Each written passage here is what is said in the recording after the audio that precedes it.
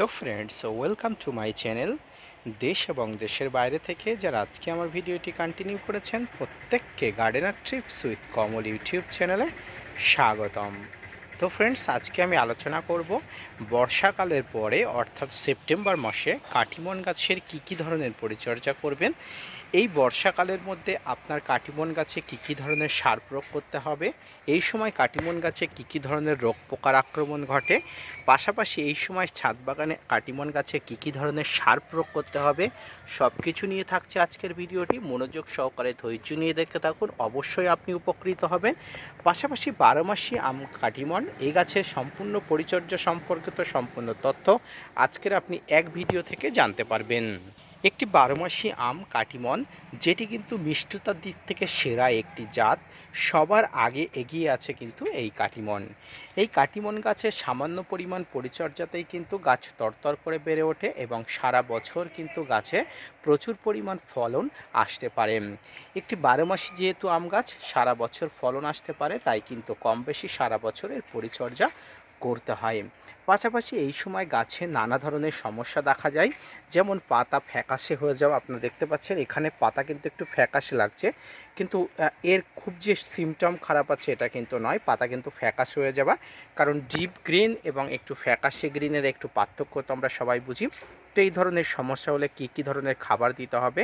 পাশাপাশি এই সময় আপনারা অনেকে বারবার প্রশ্ন করছেন যে এই সময় কি গাছে কোনো ধরনের খাবার দিব। সম্পূর্ণ ভিডিওতে পুঙ্খানুপুঙ্খভাবে আলোচনা হবে। যে সমস্ত আম গাছগুলো সিজনাল, সেই সমস্ত আম গাছগুলো কিন্তু বছরে মোটামুটি একটা নির্দিষ্ট সময় থেকে পরিচর্যা করতে হয়, কিন্তু এটি যেহেতু একটি 12 মাসি আম গাছ, সারা বছরে কম বেশি কিন্তু ফুল ফল দেয়, তাই কিন্তু সারা বছরে কিন্তু এর দিকে বিশেষ নজর বা দৃষ্টি রাখতে হয়। আর বিশেষ নজর বা দৃষ্টি রাখতে গিয়ে আপনাকে প্রথম এবং প্রাথমিক যেটি দেখতে হবে সেটি হচ্ছে গাছের সঠিক সময়ে সঠিক খাবার প্রয়োগ। ছাদ বাগানে আম গাছের খাবার প্রয়োগ নিয়ে নানা বিতর্ক আছে। এখানে কিন্তু নানা ধরনের খোল, অর্থাৎ নিম খোল, বাদাম খোল, সর্ষের খোল, এই তিনটি জিনিস বাদ দিয়ে আপনি বাকি সমস্ত ধরনের উপকরণ কিন্তু দিতে পারেন। তো এই মুহূর্তে আপনারা দেখতে পাচ্ছেন আমার ছাদ বাগানে কিন্তু আমি খাবার অলরেডি এক্ষুনি দিয়ে দিয়েছি। এই খাবারের মধ্যে আমি যে খাবারটি দিয়েছি সেটি হচ্ছে বাড়িতে আলুর খোসা থেকে তৈরি যে সার ছিল, অর্থাৎ যে আলুর খোসা থেকে তৈরি যে সার, সেই সারটি। এখানে যেমন নাইট্রোজেন আছে, তেমনি প্রচুর পরিমাণ বিভিন্ন ধরনের খাবার আছে, যেগুলো গাছের ম্যাক্রো এবং মাইক্রো সমস্ত ধরনের খাবার আছে, গাছের বৃদ্ধির সহায়ক হয়ে উঠবে। এবং এই খাবারের মধ্যে কিন্তু নাইট্রোজেনের পরিমাণ কম থাকলেও পাশাপাশি গাছের অন্য উপাদানগুলো প্রচুর পরিমাণ আসে।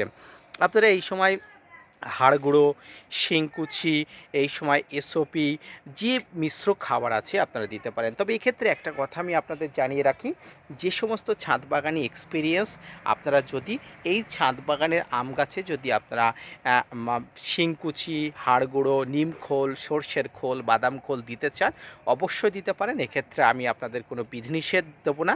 কিন্তু যারা নতুন ছাদ বাগানি তাদের বলবো যে এই খোল জাতীয় জিনিসগুলোতে এগুলো এই মুহূর্তে গাছে দেবেন না, কারণ এই খোল জাতীয় জিনিসের মধ্যে প্রচুর পরিমাণ নাইট্রোজেন থাকে।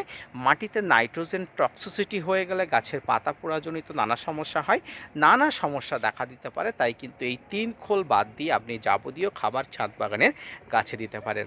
এরপরে আসি গাছের প্রুনিং করা। দেখুন, আমরা সবসময় চাইবো ছাদ বাগানের গাছগুলো বুশি হোক, ঝাঁকড়া হোক, অল্প দিনে গাছগুলো বেড়ে উঠুক। তাই কিন্তু আমরা এই সময় প্রুনিংটাও করতে পারবো। এই প্রুনিং করার একটা নির্দিষ্ট নিয়ম আছে। আপনি যদি হার্ড প্রুনিং করতে চান তাহলে ডাল পুরো কাটতে হবে।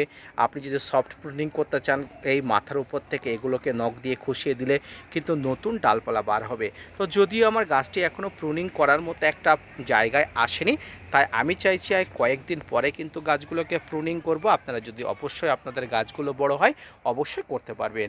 আমার এই গাছটি প্রায় বিগত 6 মাসের একটি গাছ, 6 মাসের গাছে মোটামুটি ভালোই গ্রোথ হয়েছে এবং এটি একটি পলিথিনের পাত্রে আছে। পলিথিনের পাত্রে গাছের যা বৃদ্ধি হয়েছে সেটি কিন্তু চোখে ধরার মতো। পাশাপাশি আমি আমার ছাদ বাগানে গাছে 3 থেকে 4 মাস অন্তর অন্তর কন্টিনিউয়াসলি কিন্তু খাবার দিয়ে যাচ্ছি। এই খাবারে কিন্তু 3 খোল বাদে যে খাবারটি আছে সেই খাবারটি কিন্তু দিয়ে যাচ্ছি।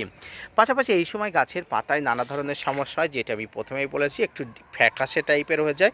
এই ফ্যাকাশে টাইপের হয়ে গেলে আপনারা যেটা করবেন সেটি হচ্ছে এপিসম সল্ট, যেটাকে আমরা অবশ্যই চিনি এবং যেটাকে অবশ্যই আমরা ছাদ বাগানে ব্যবহার করি। এপিসম সল্ট জলে গুলে আপনারা যদি একটু স্প্রে করে দেন তাহলে অবশ্যই এই সমস্যার সমাধান হয়ে যাবে। এর পাশাপাশি গাছে এই ধরনের ছোপ ছোপ পাতায় দাগ দেখা যায়। এই ছোপ ছোপ দাগগুলো ফাঙ্গাসজনিত আক্রমণে বা ছোটো ছোটো মাইটস বা ট্রিপসের আক্রমণে হতে পারে। তাই আপনাকে অবশ্যই ফাঙ্গিসাইড যেমন ব্যবহার করতে হবে, পাশাপাশি বিভিন্ন ধরনের কীটনাশকও ব্যবহার করতে হবে। ফাঙ্গিসাইড কী ব্যবহার করতে হবে? আপনি সাব ম্যানসার, Bavistin, Ridomil Gold, Blitox, blue copper, Amistar top, আপনার কাছে যে ধরনের ফাঙ্গিসাইড থাকে আপনি ব্যবহার করতে পারেন। পাশাপাশি এখানে কীটনাশক হিসাবে আপনি আলফামেটিন 10% ইসি কম্পোজিশনের যে কোনো কীটনাশক, ডাইমাটের 30% কম্পোজিশনের যে কোনো কীটনাশক, ইমিডাক্লোপিড গ্রুপের যে কোনো কীটনাশক আপনি ব্যবহার করতে পারেন।